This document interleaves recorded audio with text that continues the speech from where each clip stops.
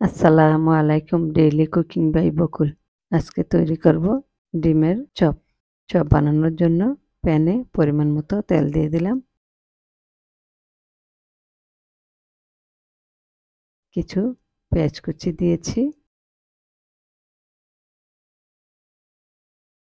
হালকা আছে নেড়ে চেড়ে পেঁয়াজ ভেজে নেব। স্বাদ মতো লবণ দিয়ে দিলাম। সামান্য হলুদের গুঁড়া দিয়েছি। কিছু কাঁচামরিচ কুচি দিয়ে দিলাম। জালটা আপনাদের পছন্দ মতো দিতে পারেন।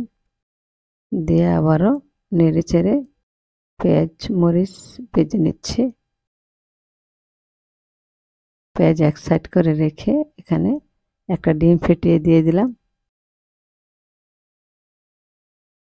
ডিমটা এভাবে ছোট করে নিয়েছি।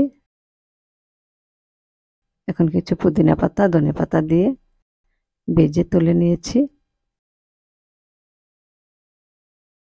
আর একটা প্যানে পরিমাণ মতো তেল দিয়ে দিলাম। কিছু পেঁয়াজ কুচি দিয়েছি। কিছু কাঁচামরিচ কুচি দিয়ে দিলাম। স্বাদ মতো লবণ দিয়ে দিলাম। সামান্য রসুন পেস্ট, সামান্য আদা পেস্ট দিয়েছি। দিয়ে নেড়ে চেড়ে হালকা আছে মশলা পেঁয়াজ ভালোভাবে ভেজে নিচ্ছি, যেন রসুন আদার কাঁচা গন্ধটা না আসে। ভালোভাবে হালকা আছে এভাবে ভেজে নিতে হবে। সামান্য হলুদের গুঁড়া দিয়ে দিলাম। দিয়ে আবারও নেড়ে চেড়ে কিছুক্ষণ ভেজে নিচ্ছি। এখন দিয়ে দিব এখানে 4টা আলু সিদ্ধ করে ম্যাশ করে রেখেছি, দিয়ে দিলাম। সামান্য চাট মশলা দিয়েছি।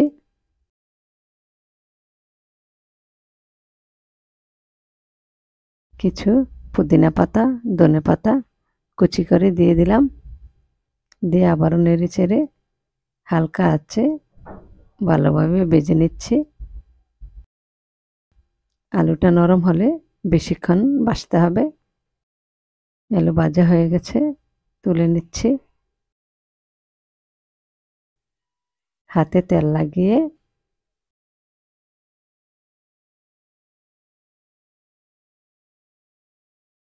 একটু একটু করে আলু নিয়ে ভাজা ডিমটা এভাবে দিয়ে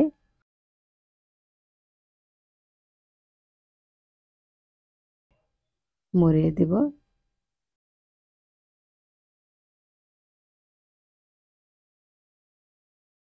চপের শেপে বানিয়ে নেব।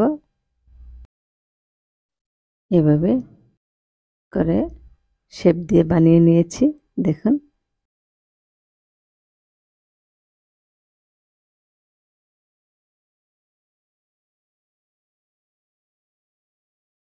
আবারও আরেকটি বানিয়ে দেখাচ্ছি।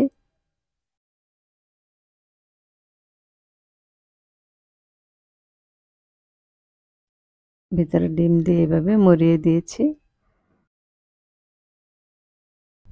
আপনারা আপনাদের পছন্দ মতো শেপে বানাতে পারেন।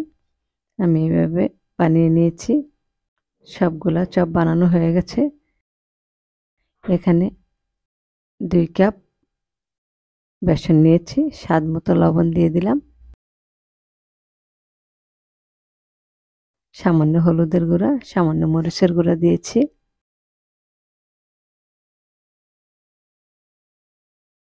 হাফ চা চামচ বেকিং সোডা দিয়েছি। হাফ চা চামচ রসুন পেস্ট, হাফ চা চামচ আদা পেস্ট দিয়ে দিলাম। এখানে কর্নফ্লাওয়ার দিয়েছি 2 টেবিল চামচ, দিয়ে সব ভালোভাবে মিশিয়ে নিচ্ছি।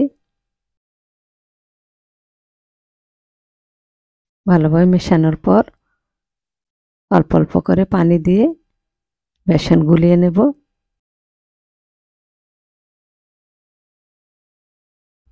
বেসনটা গলানো হয়ে গেছে, আঙ্গুলে বেজে আসছে।